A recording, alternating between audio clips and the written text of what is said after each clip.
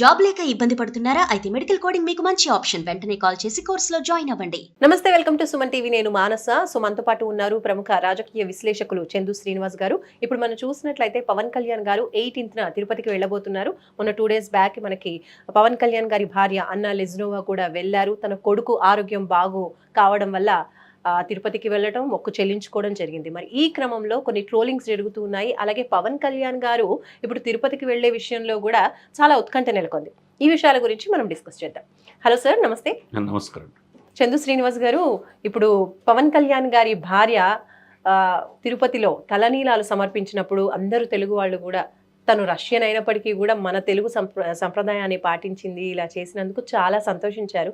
అయితే ఈ క్రమంలోనే ఇప్పుడు పవన్ కళ్యాణ్ గారు 18న వెళ్ళబోతున్నారు. సో ఈ టూర్ని ఏ విధంగా చూడొచ్చు అంటారు? అంటే ఒక మహిళగా, మన దేశం కాని దేశం మహిళ రష్యా నుంచి వచ్చింది. 2018లో ఆయన జీవితంలో అడుగుపెట్టింది. తీన్మార్ సినిమా ద్వారా నచ్చారు, వాళ్ళిద్దరు పెళ్లి చేసుకున్నారు. పెద్ద పాపను కూడా డిక్లరేషన్ మీద మన పవన్ కళ్యాణ్ గారు తీసుకెళ్లారు కదా. బాబు కోలుకున్న తర్వాత సింగపూర్లో ప్రాణాపాయ స్థితి నుంచి బయటకు వస్తే మొక్కు తీర్చుకుంటానని ఆమె తల్లిగా, తల్లి ప్రేమ మనకు తెలియదు కాదు. మార్క్ శంకర్ కోలుకొని వచ్చారు. వెంటనే ఆమె మొక్కు తీర్చుకోవడానికి వెళ్ళటం అయితే అంటే యావత్ హిందూ సమాజం హర్షిస్తుంది.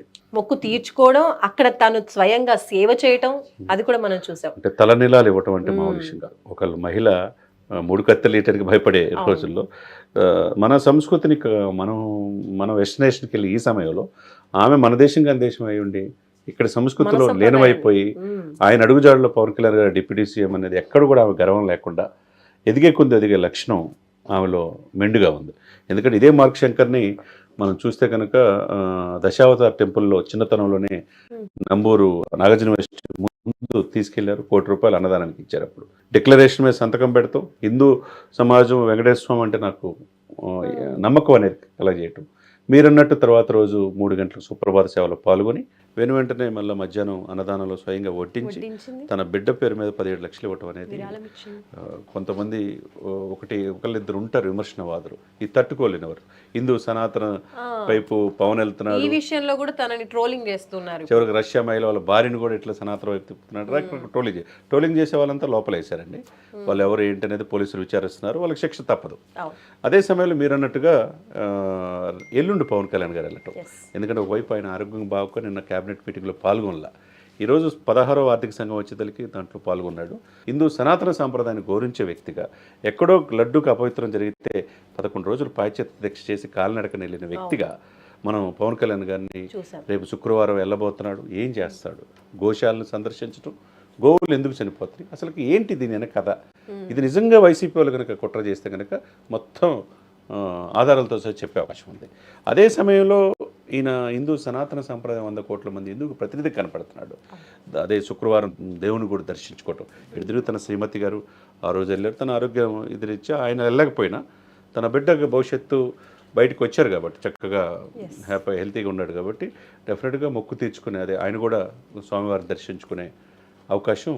సో మరి ఇప్పుడు 18న తిరుపతికి వెళ్ళబోతున్నారు పవన్ కళ్యాణ్ గారు. సో ఆయన ఏ విధంగా ఉండబోతుంది అంటున్నారు?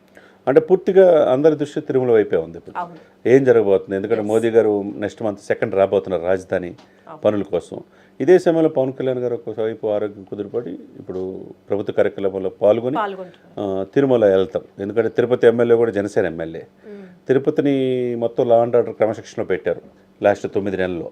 అంతకుముందు గంజాయి ఎక్కువగా ఉండేది తిరుమలలో, ఎక్కువగా మద్యము, ఇవన్నీ కూడా ఉండేవి. ఇవన్నీ కూడా లా అండ్ ఆర్డర్ క్రమశిక్షణలో పెట్టి బ్రహ్మాండంగా, ఎందుకంటే పరమ పవిత్రమైంది హిందువులకి ఆధ్యాత్మిక క్షేత్రం తిరుమల, ఏడుకొండలవాడు. అందరికీ జీవితంలో ఒకసారి వెళ్ళాలనుకుంటారు. అటువంటి తిరుమల తిరుపతిని కాపాడాల్సిన బాధ్యత అందరి మీద ఉంది. ముఖ్యంగా పవన్ కళ్యాణ్ గారు మొదటి నుంచి సనాతన సంప్రదాయాన్ని భుజాన మీద ఎత్తుకున్నాడు కాబట్టి ఆయన ఎక్కడ చిన్న ఇన్సిడెంట్ జరిగినా అక్కడ 60 సంవత్సరాల తిరుమల ఇదిలో ఎప్పుడు కూడా తొక్కిసలాట జరిగా చనిపోలా. 6 చనిపోయారు. స్వయంగా ఆయన క్షమాపణ కోరాడు. చైర్మన్ని ఈవోని కూడా క్షమాపణ కోరమని అన్నాడు. ఆయనకి అసలు సంబంధం లేదు. అంటే ఇక్కడ జరిగిన భక్తులకి ఎక్కడి నుంచో వస్తారు, పరమ పవిత్రంగా ప్రపంచవ్యాప్తంగా వచ్చినప్పుడు వాళ్ళకి మెరుగైన సదుపాయాలు కల్పించాలా అని చెప్పడం అనమాట. ఇంకొకటి, లడ్డు అపవిత్రమైతే సిబిఐ ఎంక్వైరీ జరుగుతుంది, సిఐడి జరుగుతుంది, విజిలెన్స్ జరుగుతుంది. ఈ సిచ్యువేషన్లో ఈ గోశాల అనేది పెద్ద ఇష్యూ అయింది కాబట్టి దాని వెనక ఏం జరుగుతుంది, వైసీపీ ఏమన్నా కుట్ర పడుతుందా, వీళ్ళ ఆరోపణలు ఏంటి, ఎందుకు గోవులు చనిపోతున్నాయి, గోవులు దానం చేస్తున్నారు ఎక్కువగా, అవి 200-300 గోవులు ఎక్కువ ఉన్నాయండి. దాని నుంచి వచ్చేదాన్ని తీసుకొచ్చి దేవుని నైవేద్యాల్లో అక్కడ నెయ్యి అట్లా ఉపయోగిస్తుంటారు, పావులు ఉపయోగిస్తుంటారు. దాన్ని ప్రపంచానికి హిందూ సమాజానికి చూపించాల్సిన బాధ్యత కూడా యాజ్ ఎ డిప్యూటీ సీఎంగా ఆయన భుజస్కంధాలపైన వేసుకున్నాడు అనేది స్పష్టంగా కనపడుతుంది అనమాట. సో మొత్తానికి 18న పవన్ కళ్యాణ్ గారు ఏదైతే తిరుపతికి వెళ్ళబోతున్నారో ఆ యాత్ర సర్వత్రా ఉత్కంఠగా మారిందని చెప్పొచ్చు మనం. అంతే కదండి, ఎందుకంటే అందరూ కూడా తిరుమల వైపే చూస్తున్నారు. అందులోనూ ఈ చిన్న చిన్న కేసెస్ ఇవన్నీ కూడా మనకి డెఫినెట్గా, ఎందుకంటే పిల్లలు కూడా సెలవులు వచ్చేసి ఎక్కువ మంది యాత్ర వెళ్తున్నారు, విజిట్ చేస్తున్నారు. వైపు ఎండలున్నా దేవుడిని దర్శించుకోవాలని. అదే సమయంలో రోజు రోజుకు వైసీపీ చేస్తున్న ఆరోపణల మీద కొద్ది గందరగోళమైన ఉంది ఈ సమాజంలో.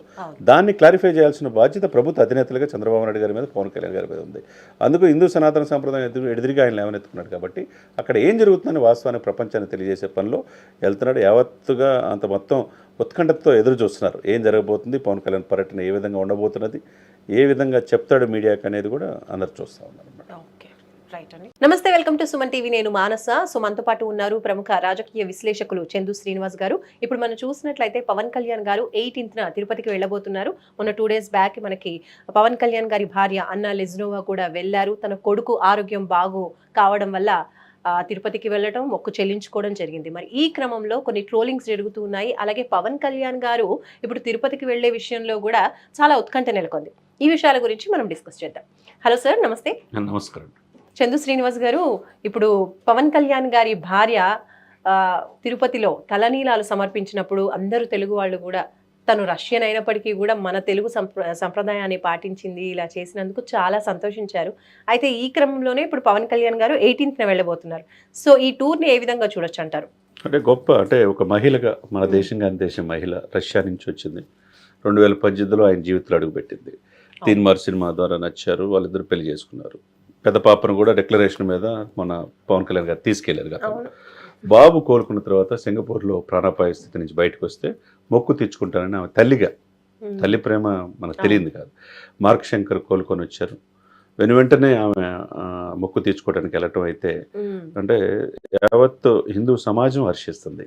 మొక్కు తీర్చుకోవడం, అక్కడ తను స్వయంగా సేవ చేయటం, అది కూడా మనం చూసాం. అంటే తలనీలాలు ఇవ్వటం అంటే మామూలు విషయం కాదు. ఒకళ్ళు మహిళ 3 కత్తెలు లీటర్కి భయపడే రోజుల్లో మన సంస్కృతిని మనం వెస్టినేషన్కి వెళ్ళి ఈ సమయంలో ఆమె మన దేశం కాని దేశం అయి ఉండి ఇక్కడ సంస్కృతిలో లీనమైపోయి ఆయన అడుగుజాడులో పవన్ కళ్యాణ్ గారు డిప్యూటీ సీఎం అనేది ఎక్కడ కూడా ఆమె గర్వం లేకుండా ఎదిగే లక్షణం ఆమెలో మెండుగా ఉంది.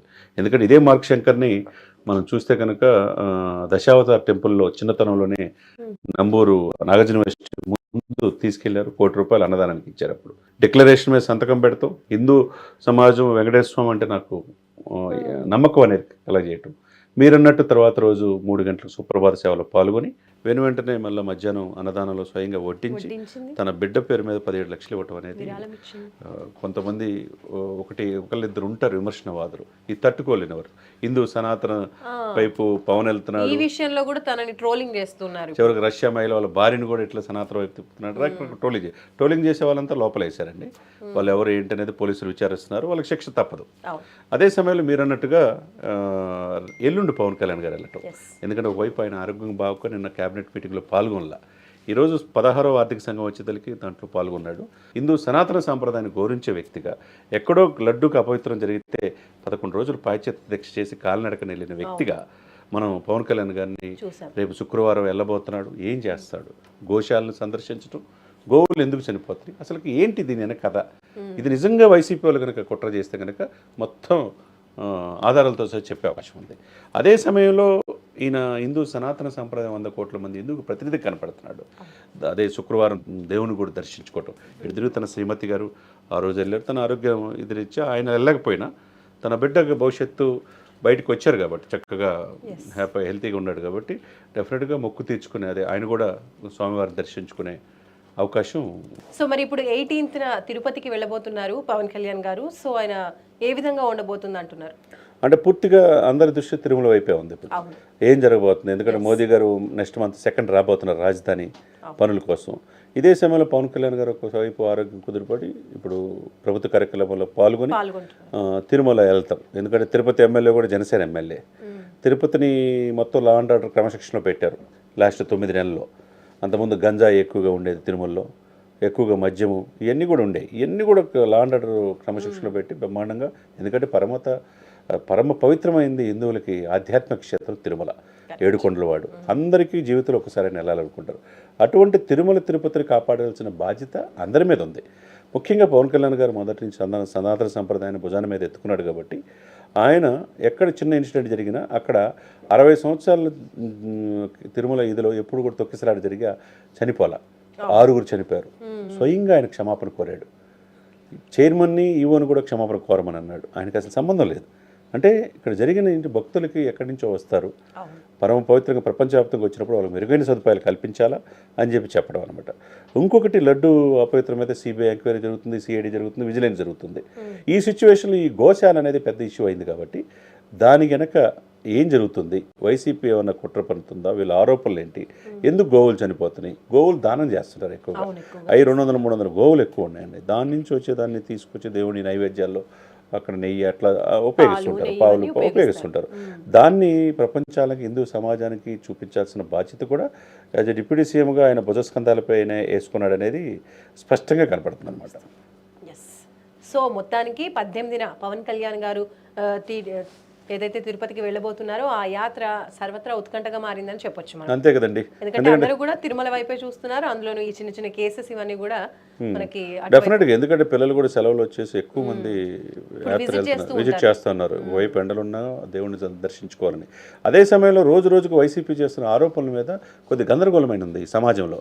దాన్ని క్లారిఫై చేయాల్సిన బాధ్యత ప్రభుత్వ అధినేతలుగా చంద్రబాబు నాయుడు గారి మీద, పవన్ కళ్యాణ్ గారి మీద ఉంది.